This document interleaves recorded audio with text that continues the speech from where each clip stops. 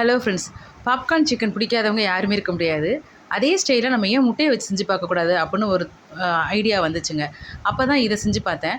ரொம்ப நல்லா இருந்தது. அதான் அவங்களோட ஷேர் பண்ணியிருக்கேன் ஃப்ரெண்ட்ஸ். இப்போ இதுக்கு நான் 2 முட்டை எடுத்திருக்கேன். 2 முட்டையை வந்து நல்லா பீட் பண்ணிக்கோங்க. அதுக்கு முன்னாடியே நீங்கள் வந்து தண்ணி கொஞ்சோண்டு வாணலில் போட்டு, வாணலியோ இல்லை இட்லி பாத்திரம் வச்சுருந்தீங்கன்னா அதில் கூட செஞ்சுட்டு, நான் இப்போ வாணல்லே போட்டுக்கிறேன். அதனால நான் ஒரு ஸ்டாண்டு வச்சுருக்கேங்க தண்ணி ஊற்றிட்டு. இதை நம்ம முட்டையை வந்து இதில் தான் ஊற்றி வேக வைக்க போகிறோம் இந்த பிளேட்டில்.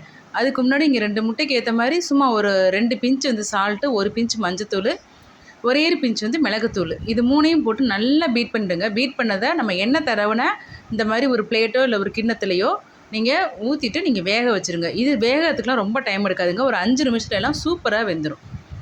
அதை வந்து நம்ம அப்படியே இட்லி வேக வைக்கிற மாதிரி தான் வேக வச்சுருக்க போகிறோம். இப்போ நான் மூடி போட்டேன். இப்போ இது உங்களுக்கு வெந்துட்டுருக்குற அந்த டயத்துக்குள்ளே நம்ம இதை டக்குன்னு இதை செஞ்சிடலாம் வாங்க. இதுக்கு நம்ம கார்ன்ஃப்ளவர் மாவு வந்து நான் போட்டுக்கிறேங்க. இது நம்ம எடுத்துருக்கிற அளவுக்கு ஏற்ற மாதிரி போட்டுக்க வேண்டியதான். நான் இப்போ வந்து ஒரு 2.5 டீஸ்பூன் தான் போட்டிருக்கேன். இதை கொஞ்சம் தண்ணியாகவே கரைச்சி வச்சுக்கோங்க. இப்போ இதில் வந்து நம்ம ஏற்கனவே முட்டைக்கு கொஞ்சம் தான் அதில் உப்பு போட்டோம். அதனால் இப்போ இதுலேயும் உப்பு போட்டுக்குங்க இந்த மாவுக்கு. இந்த பக்கம் வந்து நீங்கள் என்ன பண்ணணும் அப்படின்னாக்கா, நம்ம அந்த ஒரு கிறிஸ்பியாக மேலே வரணும்ல, அதுக்காக நான் இன்றைக்கி மைதா போடலை, கோதுமை மாவு எடுத்திருக்கேன். நீங்கள் மைதா எடுத்துக்கிட்டிங்கனாலும் உங்களுக்கு ரொம்ப நல்லா வரும்.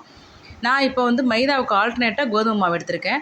அதுக்கு தேவையான உப்பு, மிளகாத்தூள் ஒரு 2, 3 சிட்டிகை வர்ற மாதிரி போட்டுக்குங்க. இதுக்கும் மிளகுத்தூளும் போட்டுக்குங்க. அப்போ உங்களுக்கு டேஸ்ட் ரொம்ப நல்லாயிருக்குங்க. அப்போ தான் உங்களுக்கு அந்த ஒரு கடை ஸ்டைலில் கிடைக்கிது. இதெல்லாம் நான் ட்ரை பண்ணி பார்த்ததுனால தான் உங்களுக்கு இதெல்லாம் சொல்ல முடியுது என்னால். இப்போ இதையும் நல்லா இந்த பவுடரை மட்டும் தனியாக மிக்ஸ் பண்ணி வச்சுக்கோங்க. அதேமாதிரி கார்ன்ஃப்ளவர் கரைசலையும் தனியாக எடுத்து வச்சுக்கோங்க.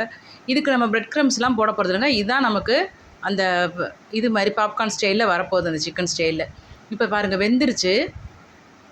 நம்ம எண்ணெய் தடவின பிளேட்லங்கிறதுனால உங்களுக்கு ஈஸியாக கட் பண்ணுறதுக்கு வரும். இப்போ நான் அதை கட் பண்ணிவிட்டேன். நமக்கு என்ன ஷேப்பில் வேணுமோ அந்த மாதிரி நீங்கள் கட் பண்ணி எடுத்துக்கோங்க. இப்போ தனித்தனியாக நம்ம எடுத்துகிட்டு ஃபஸ்ட்டு இந்த கார்ன்ஃப்ளவர் மாவில் நீங்கள் டிப் பண்ணிக்கோங்க. கார்ன்ஃப்ளவர் மாவில் டிப் பண்ணிவிட்டு அதுக்கப்புறம் நீங்கள் அந்த கோதுமை மாவு வச்சுருக்கோம் இல்லைங்க, அதில் நீங்கள் வந்து புரட்டி எடுத்துருங்க. நல்லா எல்லா சைடும் படுற மாதிரி ஸ்ப்ரெட் பண்ணிக்கோங்க. இப்போ இதுக்கு வந்து நமக்கு அதே மாதிரி வரணும் அப்படிங்கிறதுக்காக கடை மாதிரியே நம்ம இன்னொரு முறை அதே தண்ணியில் டிப் பண்ணிவிட்டு கார்ன்ஃப்ளவர் தண்ணியில் மறுபடியும் நம்ம வந்து கோதுமை மாவில் போட்டு இந்த மாதிரி ஸ்ப்ரெட் பண்ணி எடுக்கிறோம். இதை நீங்கள் தனித்தனியாக இந்த மாதிரி செஞ்சு எல்லாத்தையும் ரெடி பண்ணி வச்சுக்கோங்க. அதுக்கப்புறமா நம்ம எண்ணெயில் போட்டு டீப் ஃப்ரை பண்ண போகிறோங்க. இது வந்து நீங்கள் அப்படியே சாப்பிட்றதுக்கு ரொம்ப நல்லா இருந்துச்சு டேஸ்ட்டு. குழந்தைங்களுக்கு கொடுக்குறதா இருந்துச்சுன்னா கொஞ்சம் ஓரளவுக்கு முட்டையெல்லாம் சாப்பிட ஆரம்பிச்சிட்டாங்க அப்படின்னாக்கா நீங்கள் ஒரு 3 வயசுக்கு மேலே இருக்கிற குழந்தைங்களுக்கெல்லாமே இது நல்லா கொடுக்கலாம். அப்படியே சாப்பிட்றதுக்கு ரொம்ப டேஸ்ட்டாக இருந்துச்சு. இன்கேஸ் நம்ம பெரியவங்களும் சாப்பிட்ணும், இன்னும் கொஞ்சம் எனக்கு காரமாக இருந்தால் நல்லாயிருக்கும் அப்படின்னாக்கா அதுக்குள்ள வெர்ஷனும் நான் உங்களுக்கு இதிலேயே உங்களுக்கு போடுறேங்க. நீங்கள் அதையும் பார்த்துக்கோங்க.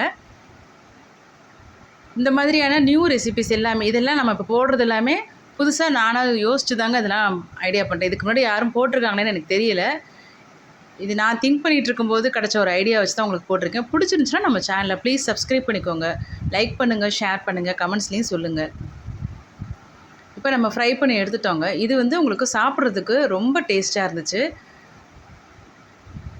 பாருங்கள், இப்படியே இதே மாதிரி வச்சு நீங்கள் குழந்தைங்களுக்கு கொடுக்குறதுனா கொடுத்துக்கலாங்க. நம்ம பெரியவங்களுக்காக நான் இப்போ இந்த ஒரு இதுவும் செஞ்சு காமிக்கிறேன். இது பாருங்கள், பிடிச்சிருந்தா நீங்கள் இந்த மாதிரி செஞ்சு பார்த்துக்கோங்க. இப்போ நான் கேப்சிகம் கொஞ்சம் இருந்துச்சு வீட்டில், அதனால் அதையும் எடுத்திருக்கேன். இப்போ வந்து நான் வெறும் ஒரே ஒரு பட்டை துண்டு, கொஞ்சோண்டு சோம்பு போட்டுக்கிறேங்க எண்ணெயில். 2 டீஸ்பூன் ஆயில் போட்டிருக்கேன்.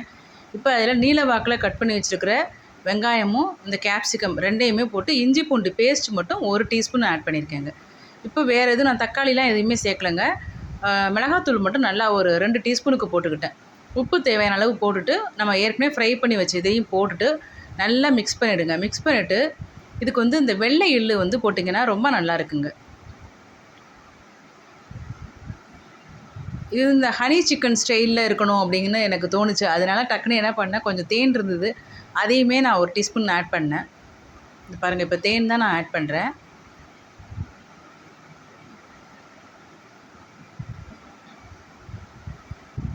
போட்ட உடனே ரொம்ப நேரம் நம்ம அடுப்பில் வச்சுருக்கணும்னு அவசியம் இல்லைங்க. உடனே நம்ம ஒரு 2 இது கிண்டிட்டு நீங்கள் வந்து கிளறிட்டு அப்படியே இறக்கி வச்சுருங்க.